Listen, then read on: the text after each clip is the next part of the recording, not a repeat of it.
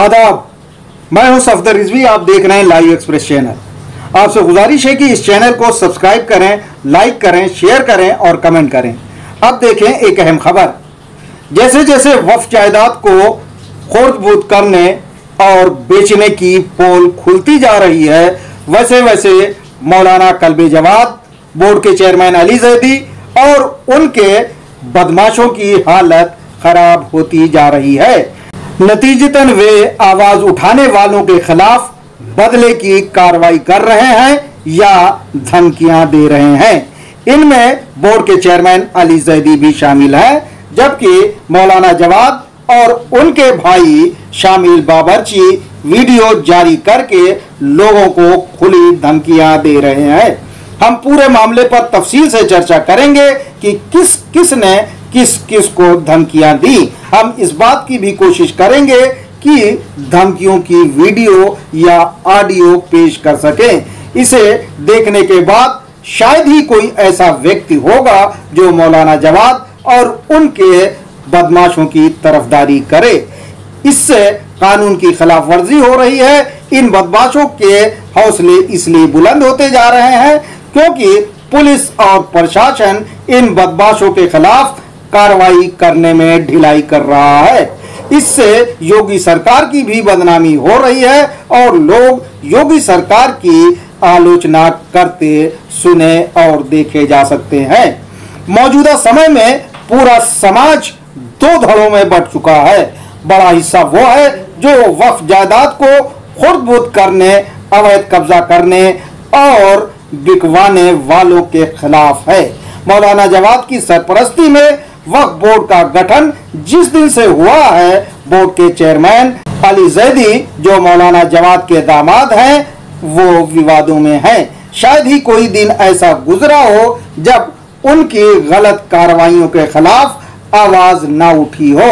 पहले लोगों ने मुख्यमंत्री योगी को लिखित शिकायतें दी और फिर वक्फ बोर्ड से संबंधित मंत्रियों से मुलाकातें करके बोर्ड के चेयरमैन की गलत कार्रवाइयों की शिकायतें की, पर आज तक सकारात्मक कार्रवाई नहीं हुई। कानून के जानकारों के मुताबिक इस बोर्ड का गठन वक्फ एक्ट के मुताबिक नहीं हुआ है। इसके बावजूद अपूर्ण और गैर कानूनी बोर्ड पिछले 2 साल से कार्य कर रहा है। हालत यह है कि बोर्ड में पिछले 2 साल से सीईओ नहीं है। वक्फ एक्ट के मुताबिक बिना सीईओ के कोई भी कार्रवाई अंजाम नहीं दी जा सकती। सीईओ की गैर मौजूदगी में अगर कोई बड़ा फैसला किया जाता है तो वो कार्रवाई अवैध कही जाएगी। ऐसा इसलिए क्योंकि बोर्ड के पास प्रस्ताव पास करने का अधिकार है और उसे लागू कराने का अधिकार सीईओ के पास है। सीईओ नहीं होने की हालत में बोर्ड छोटे मोटे फैसले तो ले सकता है, लेकिन कोई बड़ा फैसला नहीं ले सकता। इसके बावजूद बोर्ड अब तक 1 दर्जन से ज्यादा बैठकें कर चुका है और उस प्रस्ताव को अवैध रूप से लोगों पर थोप ही नहीं रहा है, बल्कि लागू करवा रहा है। योगी सरकार कानून की धज्जियां उड़ते देख रही है। बोर्ड के चेयरमैन अली जैदी ने एक के बाद एक बैठकें इसलिए की हैं क्योंकि इससे उनके स्वार्थ की पूर्ति होती है। इन्हीं प्रस्तावों को अवैध रूप से लागू करवा के दलालों ने अपना उल्लू सीधा किया है और इसी प्रकरण में बोर्ड के चेयरमैन को नोट गिनते हुए पाया गया, जिसकी वीडियो वायरल की गई थी और बताया गया था कि ये उन्होंने कुछ लोगों से घूस ली है। आरोप यह भी है कि भारी भरकम लेकर उल्टे सीधे काम अंजाम दिए जा रहे हैं। यहाँ तक कि बोर्ड ने अच्छा काम करने वाले लोगों को झूठे आरोप लगाकर हटा दिया है और ऐसे अपराधियों को मुतवल्ली बना दिया है जिन पर संगीन धाराओं के तहत पुलिस में मामले दर्ज हैं। इनमें शामिल बाबरची, नकी अपराधी, मिसम अपराधी और स्वयं मौलाना जवाद भी शामिल हैं। इन सभी के खिलाफ पुलिस में एफआईआर दर्ज है। मौलाना जवाद को जब मुतवल्ली बनाया गया तो उन पर दिल्ली की एक अदालत में सूफी कलवा का मर्डर करवाने से संबंधित केस चल रहा था। मौजूदा बोर्ड के 2 साल के कार्यकाल में 50 से ज्यादा वक्फ जायदाद पर कब्जे हुए हैं या उसे बिकवाया गया है। इससे वक्फ से जुड़े लोगों में मौलाना जवाद और अली जैदी के खिलाफ सख्त नाराजगी है, क्योंकि मौलाना जवाद ने एक बार भी बोर्ड के चेयरमैन के गलत कामों के खिलाफ आवाज बुलंद नहीं की। बोर्ड के गलत कामों के खिलाफ भाजपा के वरिष्ठ नेता और पूर्व मंत्री मोहसिन रजा ने भी आवाज उठाई। उन्होंने मुख्यमंत्री योगी आदित्यनाथ को पत्र लिखकर साफ साफ कहा कि वक्फ बोर्ड अपना काम अंजाम नहीं दे रहा है और भ्रष्टाचार में लिप्त है, लेकिन उनकी बात पर भी कार्रवाई नहीं की गई। मोहसिन रजा ने कई बार अपने बयानों में इस बात पर जोर दिया कि बोर्ड को भंग किया जाना चाहिए और वहां एडमिनिस्ट्रेटर बैठाला जाना चाहिए ताकि वक्फ जायदाद को बिकने और खुर्द-बुर्द होने से बचाया जा सके, लेकिन उनकी बातों पर भी योगी सरकार ने कोई ध्यान नहीं दिया है। मोहसिन रजा के अलावा सामाजिक कार्यकर्ता और वक्फ मामलों के अल्लामा जमीर नकवी ने समय समय पर बोर्ड के गलत कामों की आलोचना की है। इसीलिए मौलाना जवाद के मजबासों ने न सिर्फ उन पर जानलेवा हमला किया, बल्कि उन्हें समय समय पर धमकियां भी दी हैं। पूर्व में जब मौलाना जवाद के बदमाशों ने उन्हें पीटा और उनकी वीडियो वायरल की तो उन्होंने FIR भी दर्ज करवाई, लेकिन पुलिस ने आज तक बदमाशों के खिलाफ कोई कार्रवाई नहीं की। इससे बदमाशों के हौसले बुलंद हैं। अभी हाल ही में उन्हें शमील बाबरची ने व्हाट्सएप पर धमकियां दी हैं। देखें, सामाजिक कार्यकर्ता जमीर नकवी का कहना है कि उन्हें इस बात पर हैरत है कि मुख्यमंत्री योगी जब उनकी सरकार सख्त है और बदमाशों के खिलाफ कड़ी कार्रवाई कर रही है, ऐसे में पुलिस इन छटे हुए बदमाशों को छूट दिए हुए है। कुछ भी समझ में नहीं आता कि आखिर किन वजहों से मौलाना जवाद और उनके बदमाशों को छूट मिली हुई है। मौलाना जवाद के बदमाश जो हुसैनी टाइगर्स नामी संस्था से जुड़े हुए हैं, जिसका मुखिया शामिल बाबरची है, उसके लोग जगह जगह लोगों को धमकियां दे रहे हैं और वक्फ जायदाद पर कब्जे कर रहे हैं या करवा रहे हैं। फर्रुखाबाद के वक्फ नंबर 175 और 181 के मुतवल्ली जफर एडवोकेट को भी इन बदमाशों ने धमकियां दी। अभी हाल ही में बोर्ड के चेयरमैन ने उन्हें कारण बताओ नोटिस जारी किया है, लेकिन जफर एडवोकेट ने बिना डरे हुए चेयरमैन के कारण बताओ नोटिस का सख्त लहजे में जवाब दिया है और उनके बोर्ड का पोस्टमार्टम कर दिया है। जफर एडवोकेट के मुताबिक मौलाना कल्बे जवाद की सरपरस्ती में चलने वाला बोर्ड अवैध है और उसके पास किसी भी तरह की कार्रवाई करने का अधिकार नहीं है। जफर एडवोकेट ने कुछ दिनों पहले बोर्ड से उनके वक्त पर अवैध कब्जा करने वालों के खिलाफ कार्रवाई करने की मांग की थी, पर चेयरमैन अली जैदी अवैध कब्जा करवाने वालों के खिलाफ कोई कार्रवाई करने के लिए तैयार नहीं है, क्योंकि पैसा लेकर वक्फ जायदाद पर अवैध कब्जा करवाने का इल्जाम उनके रिश्तेदार शामिल बाबरची पर है। जफर एडवोकेट ने कारण बताओ नोटिस के जवाब में चेयरमैन अली जैदी को खूब लताड़ा है और खरी खोस्ती सुनाई है। एक पेज के पत्र में चेयरमैन से कई सवाल भी किए हैं, जिसका चेयरमैन के पास कोई जवाब नहीं होगा। जफर एडवोकेट ने पत्र में क्या लिखा है सुने। वक्फ नंबर 175 के संबंध में केवल इतना कहना है कि आपने काल्पनिक रूप से ये आभास कैसे कर लिया कि मैं कोई किराएदारी पट्टा या इकरारनामा करने जा रहा हूं। मैंने कभी किसी को कोई वक्फ संपत्ति ना तो किराए पर दी है और ना पट्टे पर, न ही मुझे इसका विचार आया। आपको मुझे बाधित करने का कोई अधिकार नहीं है, न ही आपका बोर्ड पूर्ण रूप से सक्षम है, क्योंकि आप केवल शासन द्वारा नामित व्यक्तियों में से एक हैं जो अध्यक्ष मनोनीत किए गए हैं।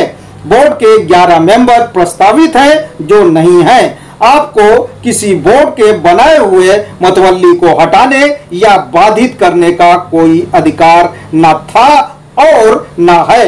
मुझे वर्ष 2015 में संवैधानिक बोर्ड ने बहुमत से अध्यक्ष की अनुमति से मतवल्ली नियुक्त किया था। तब से मैं अवैध कब्जेदार मनोज अग्रवाल वगैरह के खिलाफ बेदखली की कार्रवाई कर रहा हूं। आपके कार्यकाल में अवैध कब्जेदारों के खिलाफ कोई कार्रवाई नहीं की गई, बल्कि आपके कार्यकाल और स्वयं आपने भी अवैध कब्जेदारों का ही सहयोग किया है और धारा 64 की कार्रवाई बाधित कर दी है। अगर फिर भी मेरे खिलाफ कोई कार्रवाई करते हैं तो तमाम हर्जे खर्चे की जिम्मेदारी आपकी होगी और मुझे आपके गुंडों से जान माल का खतरा है जो शासन और प्रशासन को सूचित कर चुका हूं। अगर कोई घटना होती है तो उसके जिम्मेदार आप होंगे। इस पत्र की कॉपी जफर एडवोकेट ने मुख्यमंत्री योगी को भी भेज दी है। इस पत्र के तेवर बताते हैं कि जफर एडवोकेट बोर्ड के चेयरमैन अली जैदी के गंदे कामों से सख्त नाराज हैं और उनके खिलाफ कानूनी कार्रवाई करने का मन बना चुके हैं। कानून की नजर में चेयरमैन ने ढेरों अवैध काम किए हैं। ऐसे में वरिष्ठ एडवोकेट जफर रिजवी ने चेयरमैन के खिलाफ कानूनी कार्रवाई की तो चेयरमैन अली जैदी और सीईओ का काम देख रहे हसन रजा को जेल की सलाखों के पीछे जाने से कोई नहीं रोक सकता। 38 से ज्यादा मामलों का अभियुक्त शामिल बावर्ची धमकियां देने में सबसे आगे बताया जाता है।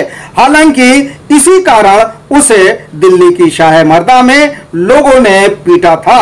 इसके बाद लखनऊ में महिलाओं ने उसे चप्पल से पीटा था। लेकिन अभी हाल ही में उसने सामाजिक कार्यकर्ता बहार आलम के भाई कैसर आलम को किस तरह गालियां दी हैं और जान से मारने की धमकी दी है, सुने। तेरा पूरा खानदान मुशीर आलम से लेके बहार आलम और तू है दलाल मार को बता रहा मार आदमी।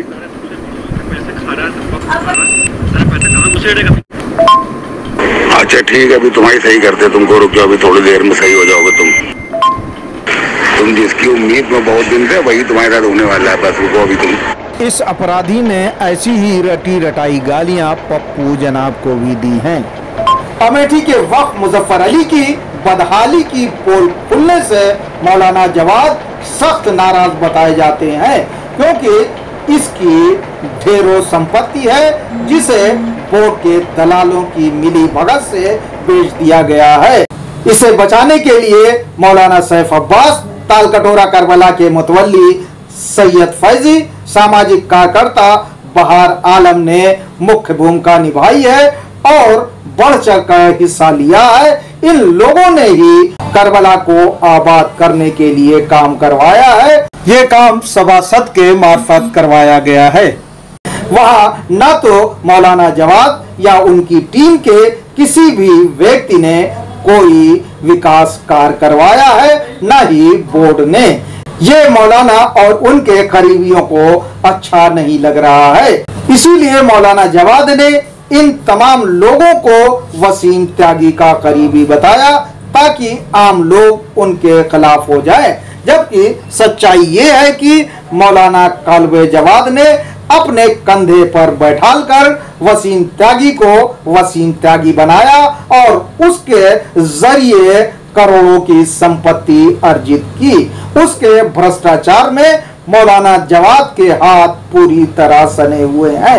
लेकिन इनकी वीडियो का उल्टा असर हुआ है। लोग मौलाना जवाद और बोर्ड के चेयरमैन अली जैदी के खिलाफ हो गए हैं। करबला को बचाने के लिए एक भी कार्रवाई नहीं की, जबकि ये करबला पिछले कई साल से अंधकार में है और बोर्ड के चेयरमैन अली जैदी को इसकी पूरी जानकारी थी। मौलाना जवाद की वीडियो आने के बाद से कि उनके सहयोग से अमेठी की करबला को आबाद कराने के लिए कोई कार्यक्रम हो रहा है, लोगों ने उसको बाइकाट करने का मन बना लिया है। मौलाना सैफ अब्बास ने साफ साफ कहा है कि अब वे उस कार्यक्रम में जो चेहलुम के मौके पर हो रहा है उसमें शामिल नहीं होंगे। उनका कहना है कि उनका मकसद था कि लोग बेदार हो जाएं और अब लोग बेदार हो गए हैं और वहां कार्यक्रम करने के लिए तैयार हैं। इससे उनका मकसद पूरा हो गया है।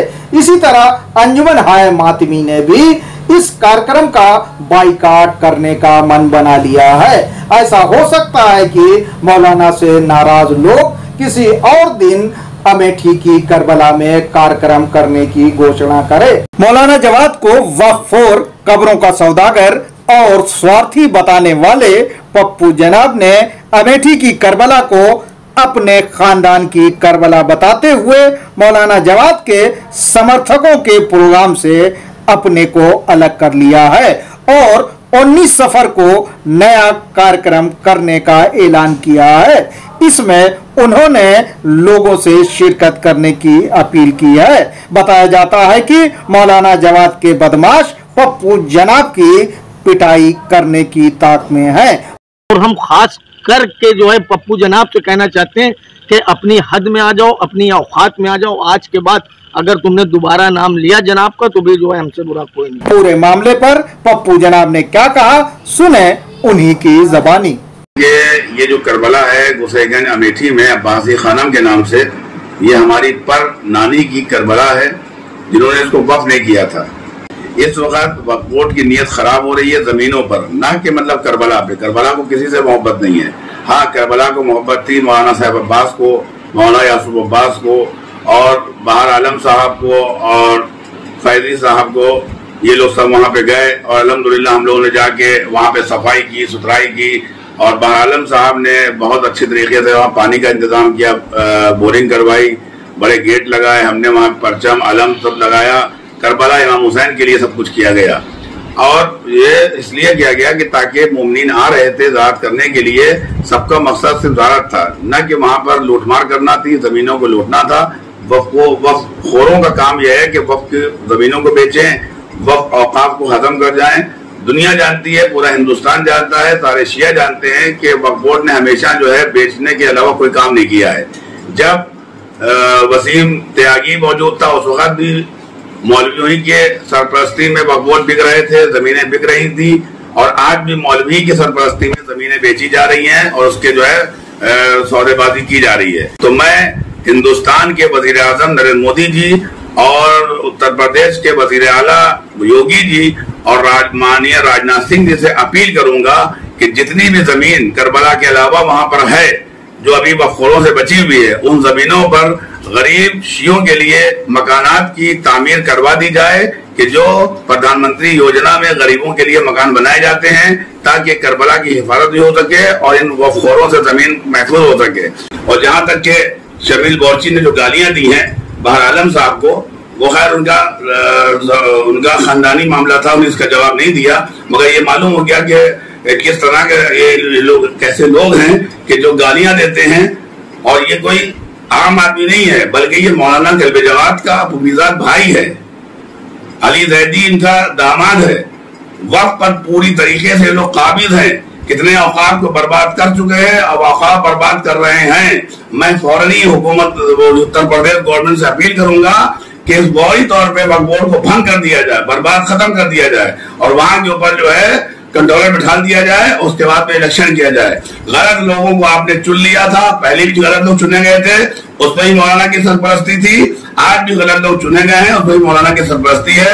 लिहाजा मैं यहाँ से अपील कर रहा हूँ क्योंकि मैं अब्बासी खानम का मेरी परनानी थी, पूरा वो इलाका जो है अब्बासी खानम के नाम से वक्फ है, इसलिए मैं अपील करूंगा कि 16 सफर के बजाय 19 सफर को इंशाअल्लाह अब्बासी खानम के तरफ से वहां पे चहलम मनाया जाएगा इमाम हुसैन अलैहिस्सलाम का, जो भी इमाम हुसैन के चाहने वाले हैं, मानने वाले हैं, मोहब्बत करने वाले हैं, फसाद में न पड़े, बल्कि मोहब्बत के साथ उस करबला की आबादी के लिए, उसको आबाद करने के लिए, उसको रोशन करने के लिए तमाम अंजुमन मातमी से मैं अपील करूंगा कि आप 19 सफर को वहां पर इमाम हुसैन अलैहिस्सलाम का चेहलम मनाया जाएगा।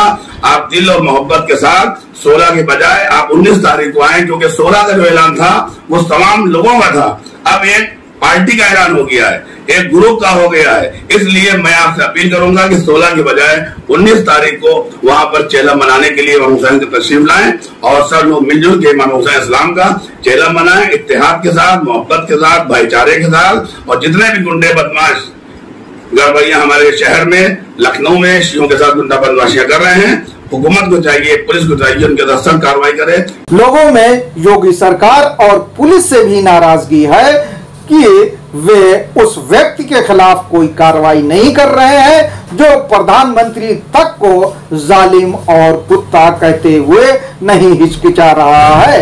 इस व्यक्ति ने कौम को बनी उमैया और यजीद तक कहा। अगर मौलाना जवाद और उनके बदमाशों के खिलाफ कार्रवाई की गई होती तो इन बदमाशों के हौसले बुलंद नहीं होते और ये बदमाश लोगों को दिन दहाड़े धमकियां देते नजर नहीं आते।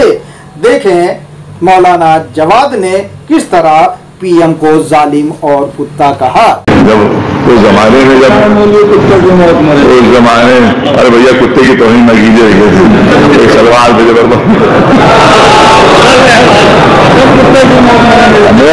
कुत्ते की तौहीन न कीजिए भैया, क्या हो जाएगा।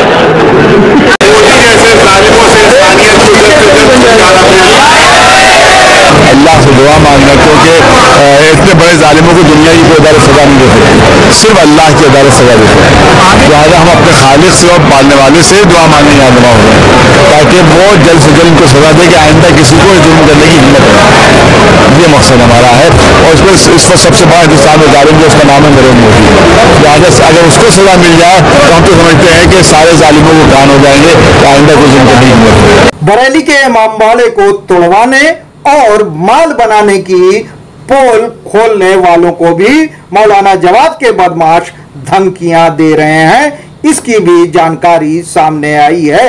उनसे कहा जा रहा है कि वे अपना मुंह बंद रखें, नहीं तो अंजाम भुगतने के लिए तैयार रहें। इस काम को बोर्ड के चेयरमैन अली जैदी और शामिल बाबरची करवा रहे हैं। इस पर हम एक अलग वीडियो पेश करेंगे और बताने की कोशिश करेंगे कि इसमें कौन कौन लोग दोषी हैं और किन किन लोगों के पास पैसे पहुंचे हैं। बहरहाल सख्त प्रशासन के लिए माने जाने वाले मुख्यमंत्री योगी आदित्यनाथ को कानून के साथ खिलवाड़ करने वालों के खिलाफ कानूनी कार्रवाई करवाना चाहिए ताकि लोगों का पुलिस और प्रशासन पर भरोसा बना रहे। उन्हें प्रदेश के पुलिस अधिकारियों से पूछताछ करना चाहिए कि आखिर इन अभियुक्तों के खिलाफ पीड़ितों की एफआईआर दर्ज क्यों नहीं की जाती और दर्ज मामलों पर कार्रवाई क्यों नहीं की जाती। अभी हाल ही में मौलाना जवाद के बदमाशों ने एक महिला गजाला को बुरी तरह पीटा था जिसकी पुलिस ने एफआईआर दर्ज नहीं की। आपसे गुजारिश है कि इस चैनल को सब्सक्राइब करें, लाइक करें, शेयर करें और कमेंट करें।